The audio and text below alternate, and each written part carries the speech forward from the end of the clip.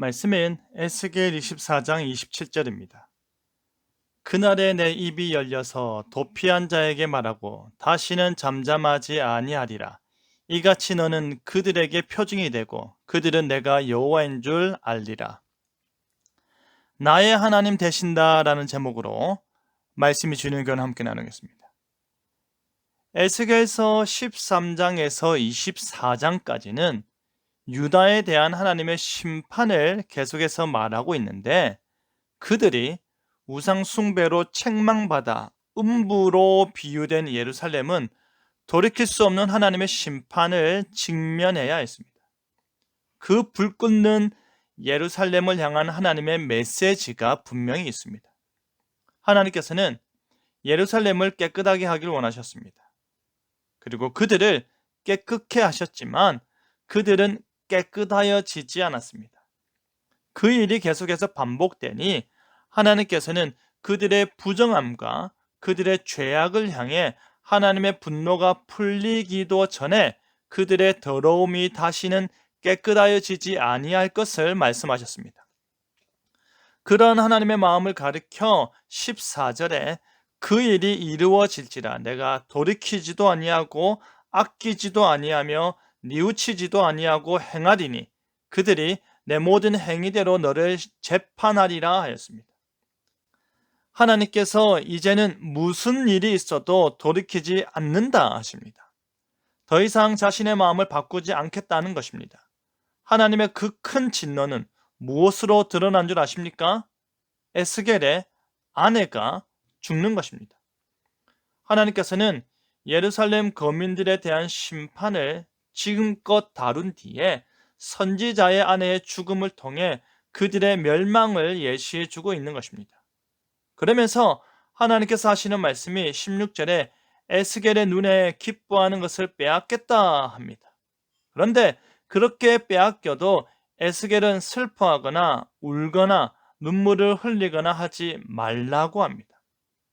그러면서 17절에 하는 말이 죽은 자들을 위하여 슬퍼하지 말고 조용히 탄식하며 수건으로 머리를 동이고 발에 신을 신고 입술을 가리지 말고 사람이 초상집에서 먹는 음식물을 먹지 말라 하셨습니다. 그런데 바로 그 일이 에스겔의 아내에게 일어났고 그 일이 예루살렘의 표징이 되었습니다. 에스겔은 얼마나 슬펐을까요? 그뿐 아니라 그의 아내의 죽음이 예루살렘과 성전의 운명에 대한 암울한 메시지로 전해지니 그의 마음은 얼마나 슬펐을까요? 하지만 에스겔의 행동을 백성들이 볼 때는 너무나도 이상했습니다. 그들은 자신의 아내가 죽었음에도 불구하고 통상적인 애도 의식을 거행하지 않는 에스겔의 모습에 의아해했을 것입니다. 그래서 백성들은 왜 그런지에 대해 물으니 에스겔은 지금 자신의 아내의 죽음과 자신의 비상식적인 행동이 바로 예루살렘의 몰락을 의미하는 것이었다라는 것입니다. 에스겔이 행한 바대로 그들도 행해야 할 때가 올 것입니다. 그들도 자신이 의아하게 생각했던 그 행동 그대로를 행하게 될 것입니다. 그와 같은 일을 통해 하나님께서 목적하신 바가 무엇입니까?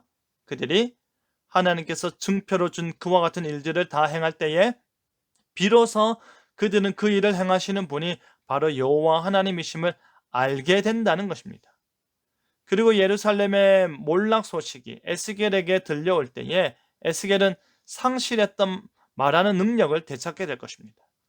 그의 입이 열려서 말하기 시작한다라는 것은 몰락한 예루살렘의 회복이 시작됨을 의미하는 것입니다. 하나님께서는 재난을 통해 우리에게 말씀하십니다. 나에게 직접 일어날 수도 있고 내가 속한 공동체에 일어날 수도 있고 더 넓은 의미에서 사회와 국가를 통해서도 말씀하십니다. 그 모든 일을 통해서 하나님께서 알려주시는 것은 바로 그가 여호와 하나님이라는 것입니다. 하나님께서 우리에게 거룩을 요구하시고 회개를 요구하시고 그 나라 백성다운 삶을 요구하시는 것입니다.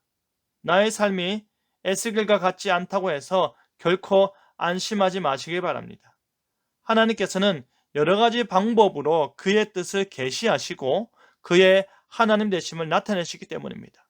재난을 넘어 소망을 주시는 하나님을 바라보며 그가 바로 나의 하나님 되심을 분명히 아는 저와 여러분 되기를 간절히 바랍니다. 아멘.